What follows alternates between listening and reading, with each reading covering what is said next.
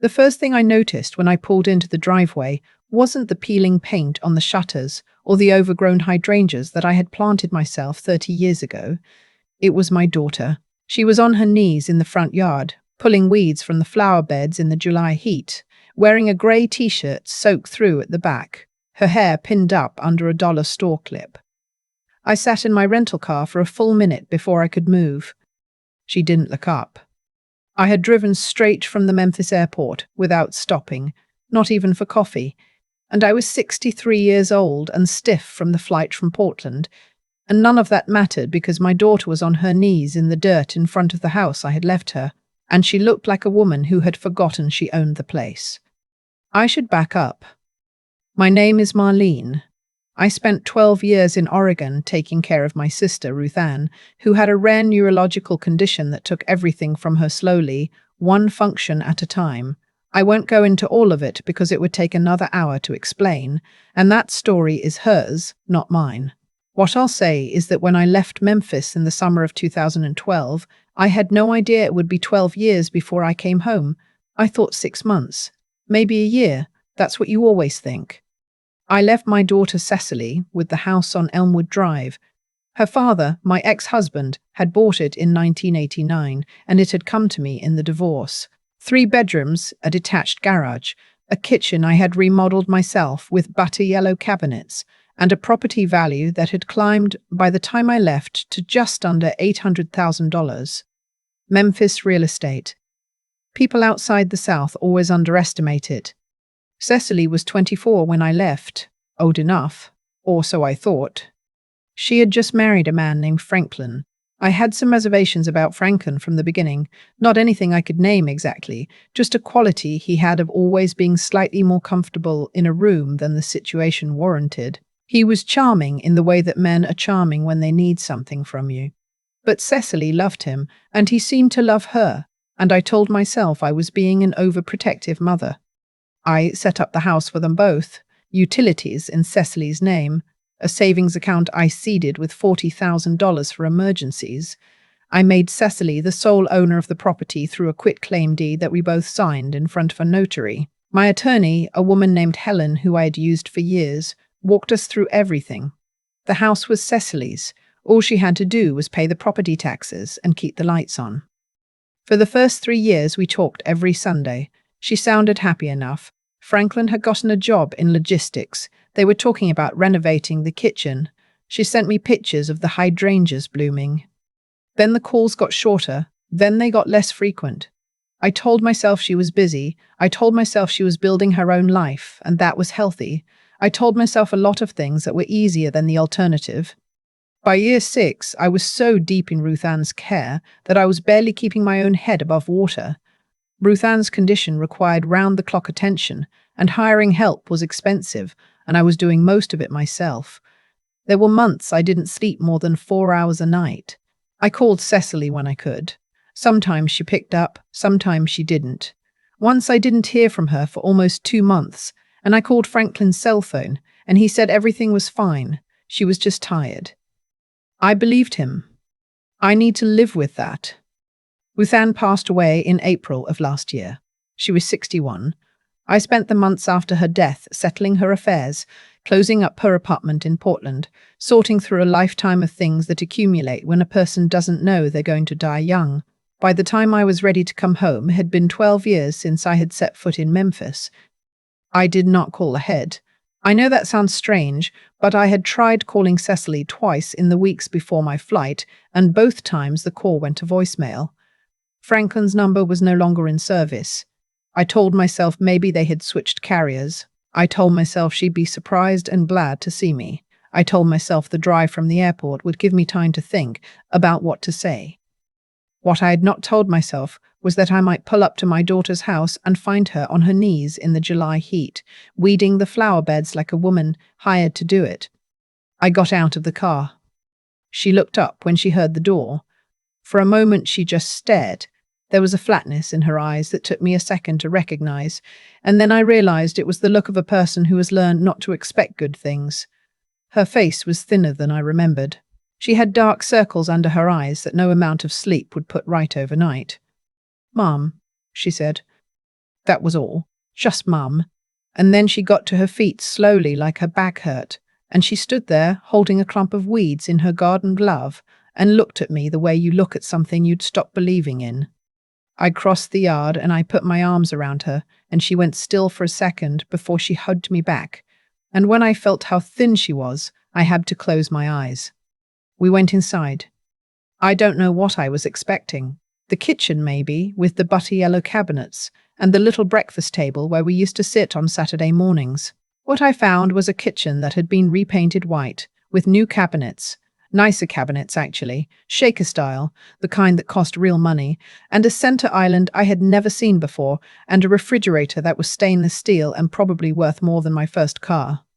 I stood in the doorway and I looked at all of it, and I asked her when she had done the renovation. She didn't answer right away. She was filling a glass of water at the sink and she kept her back to me for a moment. She said, Franklin had it done about 4 years ago. I asked if I could see the rest of the house. She said, of course, and then, quietly, she said, I'm staying in the back bedroom, the small one. I stopped walking. The small bedroom at the back of the house on Elmwood Drive was 8 feet by 10 feet.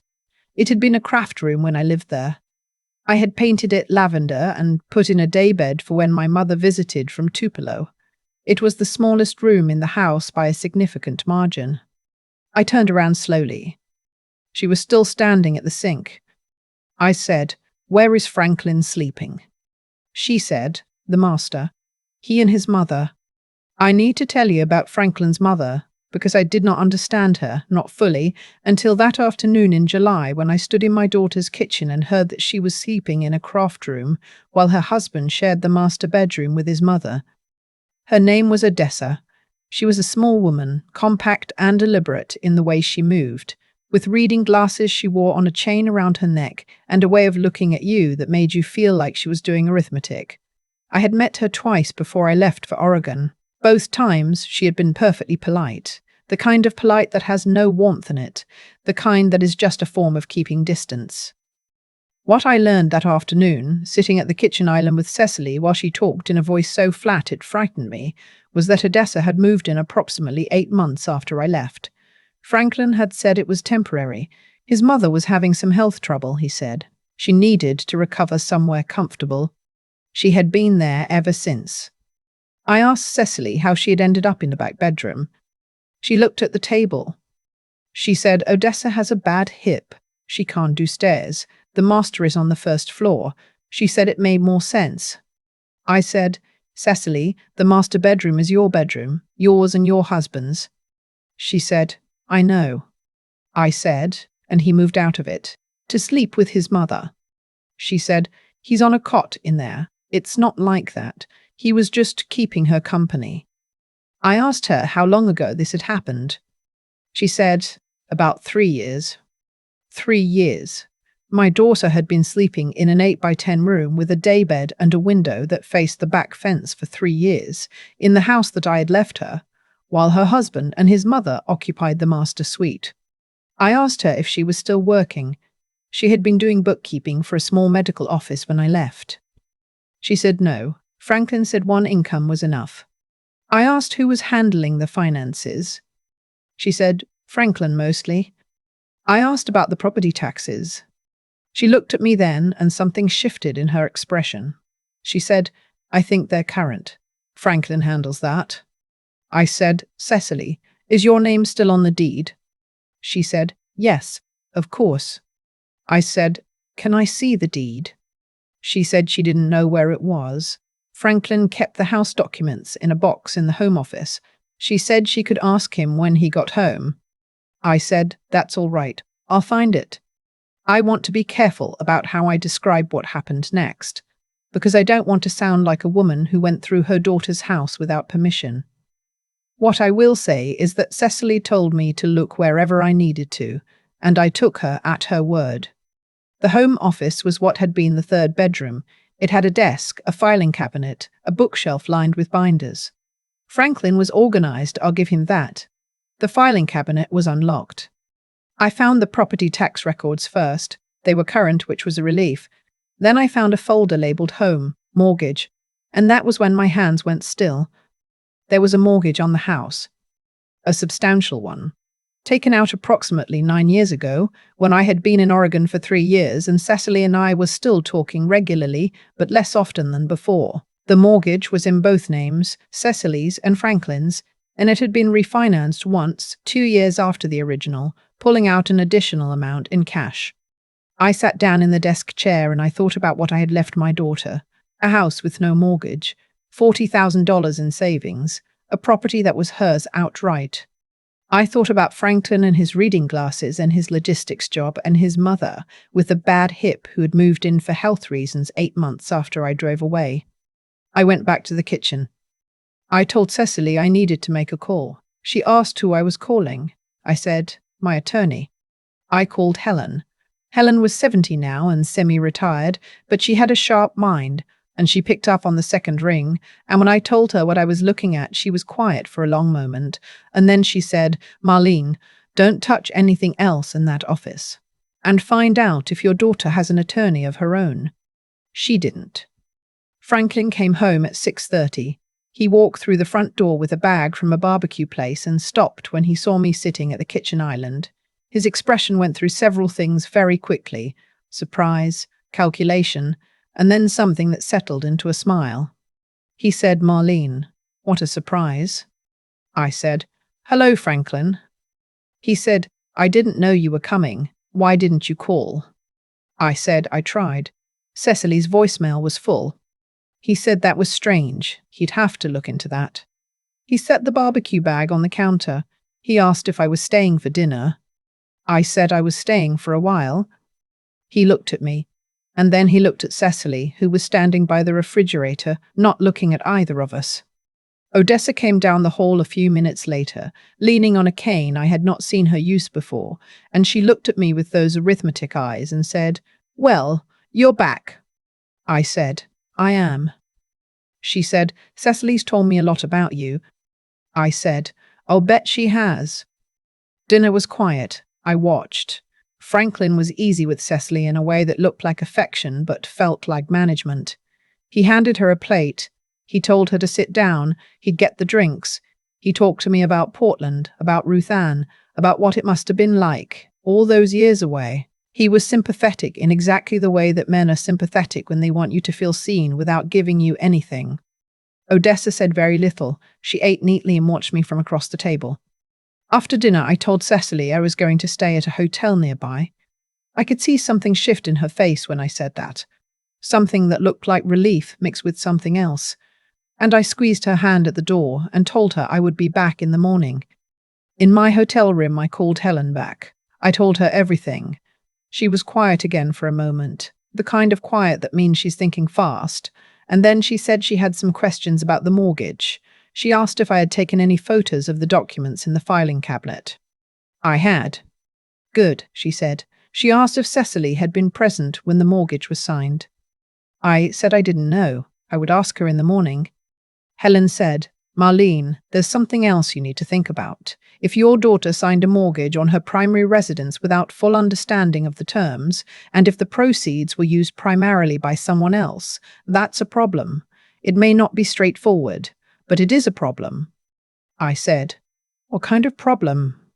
She said, the kind that has a legal remedy. I did not sleep much that night. I lay in the hotel bed and looked at the ceiling and thought about all the Sunday phone calls I had told myself were enough. I thought about the 2 months of silence when Franklin had said Cecily was just tired. I thought about my daughter's back aching from 3 years on a daybed, sleeping in an 8x10 room in her own house, while a woman with a cane and arithmetic eyes occupied the master suite. I thought about the $40,000 in savings that I had left. In the morning, I went back. Franklin had already left for work. Odessa was at the kitchen table with her coffee and her reading glasses. She looked up when I came in, but said nothing. I found Cecily in the back bedroom, making the daybed with the efficiency of someone who has been doing a small task the same way for a long time. The room was clean and spare. There was a photograph on the windowsill, Cecily and me at her high school graduation, 1996, both of us squinting into the sun. I sat on the edge of the daybed, and I asked her directly. I said, when you signed the mortgage, did someone explain to you what you were signing? She sat down next to me. She said, Franklin said we needed liquidity. He said the house was an asset we weren't using. He said it made financial sense to pool some equity. I asked what the money had been used for. She said, I'm not sure. Business investment, he said. He had some kind of opportunity, and his mother needed some medical things, and the kitchen renovation. I asked how much she had access to personally, bank accounts, savings, anything in her own name. She was quiet for a moment. Then she said, I have a checking account. Franklin transfers money into it for groceries and household things. I asked how much. She said, $300 a week. I stayed very still. $300 a week, in a house that had been worth $800,000 when I left, that by then had been appraised at closer to $1.1 million, given what Memphis property had done in the years between. My daughter, the sole named owner of that property, was living on $300 a week for groceries and household expenses, sleeping in a craft room, and working without pay to maintain a household that she had been slowly, systematically edged out of. I went back to the Home Office. I looked at the mortgage documents more carefully this time. Helen had asked me to photograph specific sections, and I had, but now I read them myself. The original mortgage had been taken out for $380,000. The refinance had pulled an additional $60,000 in cash. I did the rough math. After the kitchen renovation, some portion of which I was looking at from this very room, there was a significant amount unaccounted for. I photographed everything: the mortgage, the refinance, the tax records, a folder I found at the back of the cabinet labeled Odessa Medical that contained, among other things, receipts from a cosmetic surgery center in Nashville. I called Helen. I said, I'm looking at medical receipts for Odessa that are not for a hip. Helen said, are they charged to a joint account? I said, they appear to be from the equity line. Helen said, Marlene, I need you to do one more thing. I need you to ask Cecily if she ever saw an attorney separately before signing the mortgage documents. I went and asked her. She said no. Franklin had said it wasn't necessary. He'd said it was just a formality, and that Helen, my Helen, she thought, because she'd heard me mention the name, had already reviewed everything. Helen had reviewed nothing. Franklin had used her name. I sat in the kitchen for a long time after that. Odessa had gone back to her room. Cecily was doing laundry. I could hear the washer running down the hall, the small domestic sounds of a woman going through the motions of a life that had been quietly taken from her over the course of a decade. I called Helen a third time and I said, I want to know everything we can do. What followed was not quick. I want to be honest about that because I think people hear these kinds of stories and imagine a door swinging open and justice walking in like it had been waiting outside. That is not how it went. It took 4 months. It took a real estate attorney Helen brought in, a man named Charles who had done this kind of case before. It took a forensic accountant reviewing the equity line disbursements. It took Cecily sitting across from a conference table of strangers and walking through everything she remembered signing and everything she didn't understand and everything she had been told not to worry about. She was steady through all of it. That surprised me, and it didn't. She had always been quietly tougher than she appeared. What Charles found was this. The mortgage had been signed under conditions that indicated Cecily had not been fully informed of the terms or the disbursements. She had not had independent legal representation. The equity line had been used largely for expenses that benefited Franklin and Odessa, the Nashville procedures, a truck Franklin had titled in his own name, a vacation property in Destin that was also in Franklin's name only. None of this had been disclosed to Cecily at the time of signing. It was, Charles said, a textbook case of financial exploitation within a domestic partnership. He had seen it more times than he'd like. Franklin hired an attorney. He countered that Cecily had been a willing participant in all financial decisions, that the mortgage had been a mutual choice, that the equity had been used for joint household benefit. His attorney was competent. This was not going to be simple. But here is what Franklin had not counted on. Cecily had kept things, not deliberately, or at least not all of it, but in the shoebox in the back of the craft room closet, behind a bin of fabric scraps I had left her when I moved out. She had 12 years of birthday cards from me that included notes about the house, and a handful of text messages she had screenshot and printed, when something had felt wrong and she hadn't known what else to do with the feeling, and 2 voicemails on an old phone she had saved without knowing why, one from Franklin saying not to call Helen about anything related to the house, and one from Odessa saying that if Cecily told anyone about the Destin property, she would make sure the whole family knew what kind of wife Cecily had been. That voicemail was the thing. Charles said it was the thing. Franklin's attorney got quiet in a way that told us they were reassessing. The negotiations that followed were uncomfortable and slow, and there were weeks when I sat in my sister's empty apartment. I had been subletting it while all of this sorted out, and I questioned every decision I had made in 12 years, starting with the decision to believe Franklin when he said everything was fine. In the end, Franklin agreed to a settlement. The mortgage would be satisfied from his assets, the truck, his contribution to the Destin property, the equity he had personally benefited from. He moved out of the house on Elmwood Drive on a Tuesday in November, and Odessa went with him. I watched from the street. I'm not proud of that, but I watched. Cecily stood in the front doorway and watched too. Neither of us said anything until the truck was gone. Then she looked at me and she said, "I didn't know it was going to take this long when I asked you to stay." I said, "I know." She said, "You didn't have to." I said, "Cecily, what else was I going to do?" We repainted the master bedroom that winter. Cecily chose the color, a deep teal that I would not have picked, but that looked exactly right once it was on the walls. We moved the daybed out of the craft room and put a sewing machine in there instead, because Cecily had been teaching herself to quilt during the years she had $300 a week and too much quiet time. We had the kitchen cabinets repainted butter yellow. She told me that was silly. They were perfectly good cabinets. I told her some things you do because you want to, not because you have to. She started bookkeeping again, part-time, for a dental practice in Midtown. She said she liked having money that was just hers. I understood that in a way I hadn't when I was younger. The property taxes were current. The mortgage was resolved. The house on Elmwood Drive was hers, cleanly, the way it had always been meant to be. Some nights we sit on the front porch after dinner, and she tells me things she didn't tell me for years. Small things, mostly. What she had been reading, a show she was watching, a woman from her bookkeeping clients who reminded her of Ruth Ann a little. I listen, and I don't try to fill the silences, because I have learned, late and at some cost, that being present means letting the quiet be what it is. She is 36 now. She looks her age again. The dark circles have faded. Last month, she planted new hydrangeas along the front walk, pink ones this time instead of blue, and she did it standing up.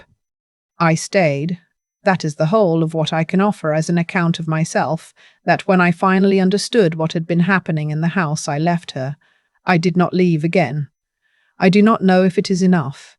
I think about that question more than I let on. But the hydrangeas are doing well, and the teal bedroom looks exactly right. And some mornings I come downstairs and she is already at the kitchen island with her coffee and her bookkeeping files and the butter yellow cabinets behind her.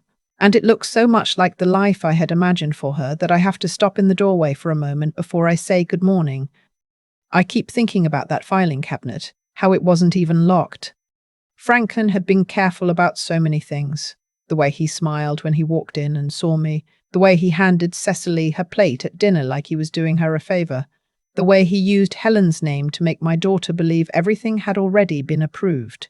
He had been careful about all of that, but he left the cabinet unlocked, and I think about what that means, whether he believes Cecily would never look, whether he had become so confident in what he'd built. That quiet architecture of small deprivations, the craft room, the $300, the voicemail he left Odessa thinking no one would ever find, that he stopped seeing the risk in plain sight. That's what happens when you treat someone as though they have no interior life worth accounting for. You start to make mistakes. I don't say that to excuse what I did, which was leave. 12 years is a long time. I told myself I was doing what had to be done, and I was. But I also know that I let the distance become comfortable in a way it shouldn't have. I stopped asking hard questions because the answers would have required me to act, and I was already stretched so thin. That is not a justification. It's just what happened, and I've had to sit with it.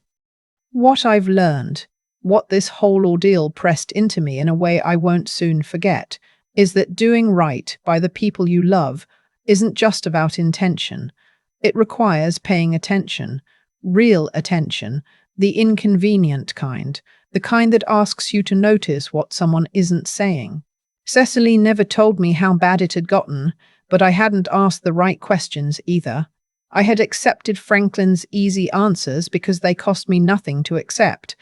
That was my failure of character, and I own it. What saved my daughter wasn't luck.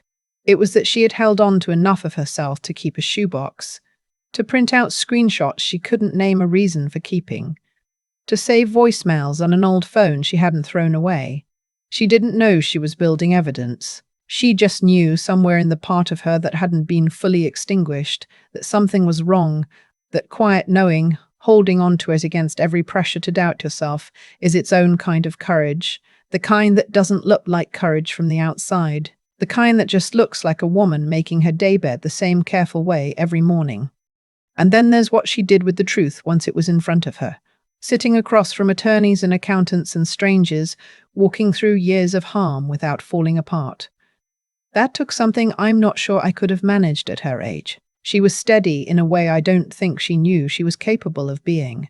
I watched her find it in real time, and I don't have adequate words for what that was like.